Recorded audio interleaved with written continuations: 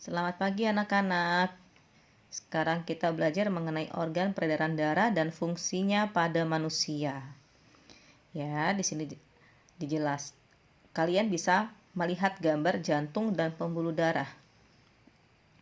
Sudah sangat jelas di sini mengenai jantung, ada bagian-bagian jantung dan penjelasannya. Ya, jadi Ibu harap kalian memperhatikan, menyimak dan membaca sendiri. Ya, di sini juga ada penjelasannya bagaimana cara kerja jantung, yaitu jantung bekerja memompa darah dengan cara mengembang atau relaksasi dan menguncup atau kontraksi. Jadi gerakan mengembang dan menguncup menghasilkan bunyi yang terdengar sebagai detak jantung.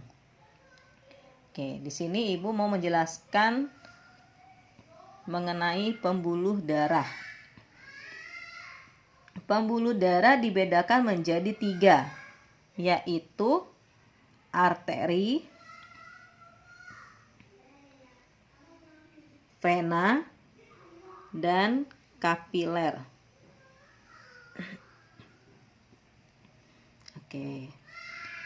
Arteri membawa darah keluar jantung.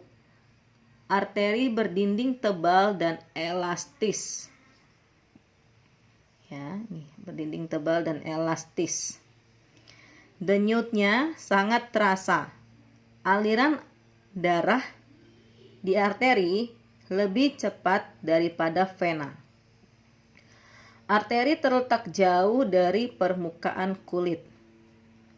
Nah, kalau vena membawa darah menuju jantung. Vena memiliki dinding yang tipis dan kurang elastis. Letaknya dekat dengan permukaan kulit. Aliran darahnya tidak secepat arteri. Vena memiliki katup di sepanjang pembuluh yang berfungsi agar darah tetap mengalir satu arah. Ya. Sedangkan kapiler merupakan pembuluh darah yang sangat kecil dan berhubungan langsung dengan sel-sel jaringan tubuh. Kapiler menghubungkan arteri terkecil dan vena terkecil. Di dalam kapiler tersebut, pertukaran oksigen dan karbon dioksida terjadi. Ya, di dalam kapiler terjadi pertukaran oksigen dan karbon dioksida. Oke. Perbedaan struktur arteri dan vena adalah arteri memiliki dinding penyusun yang lebih tebal dibandingkan dengan vena. Sekarang buka halaman 10. Di sini ada, kalian bisa lihat komponen-komponen darah. Darah merupakan salah satu komponen penting dalam tubuh kita. Komponen darah antara lain sel darah merah atau eritrosit, sel darah putih atau leukosit, kepingan darah disebut juga trombosit, dan plasma darah. Ya. Nah, sel darah merah. Sel darah merah berperan sebagai pengangkut oksigen dan karbon dioksida. Sel darah merah mengandung protein berwarna merah yang disebut hemoglobin. Hemoglobin berfungsi untuk mengangkut oksigen ke seluruh tubuh. Oke. Nah, tadi sel darah putih disebut juga apa, Nak? Leukosit. Mana leukosit? Ini leukosit, ya.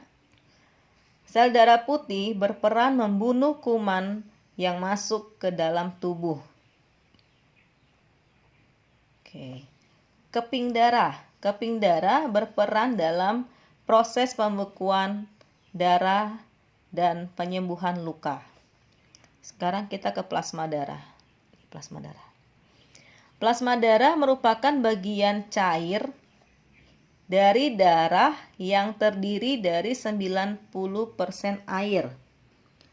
Plasma darah berperan mengangkut zat-zat makanan dan hormon. Oke. Kita lihat halaman 11. Di sini mengenai peredaran darah besar dan peredaran darah kecil. Kalian bisa baca, simak sendiri. Oke. Nah, Ibu akan menjelaskan mengenai gangguan pada peredaran darah manusia. Yang dimana ada hipertensi dan hipotensi. Hipertensi merupakan penyakit tekanan darah tinggi yang disebabkan penyempitan pembuluh darah. Ya. Sebaliknya, hipotensi merupakan penyakit tekanan darah rendah yang salah satu penyebabnya adalah kekurangan gizi makanan. Gangguan peredaran darah berikutnya selain hipertensi dan hipotensi ada anemia. Anemia merupakan penyakit kekurangan sel darah merah. Anemia dapat disebabkan oleh pendarahan yang hebat sehingga banyak darah yang terbuang, kekurangan zat besi, atau kanker tulang. Ciri-ciri penderita anemia yaitu cepat lelah, sering sakit kepala, dan wajah pucat. Yang C, stroke. Stroke disebabkan pembuluh darah di otak pecah atau tersumbat. Kondisi ini menyebabkan terganggunya fungsi sistem saraf tubuh. Akibatnya, satu sisi tubuh mengalami kelumpuhan dan terganggu. Misalnya, kelumpuhan yang dipicu oleh gaya hidup dan tidak sehat, misalnya penglihatan, pendengaran, tidak bisa bergerak, seperti itu. Lanjut, leukemia. Leukemia merupakan penyakit yang disebabkan oleh berlebihnya produksi sel darah putih. Hal ini disebabkan sel darah putih akan memakan sel darah merah. Penderita leukemia harus rutin melakukan transfusi darah untuk menerima asupan sel darah merah. Jadi apa saja tadi nak gangguan pada peredaran darah manusia? Ada 4, yaitu hipertensi dan hipotensi, yang kedua anemia, ketiga stroke, keempat leukemia. Bu Guru, bagaimana cara memelihara kesehatan organ peredaran darah? Yang pertama, beristirahat secara teratur. Kedua, berolahraga teratur untuk melancarkan aliran darah, misalnya lari pagi, bersepeda. Yang ketiga, membiasakan memakan makanan yang sehat. Makanan yang sehat yang harus menyehatkan jantung,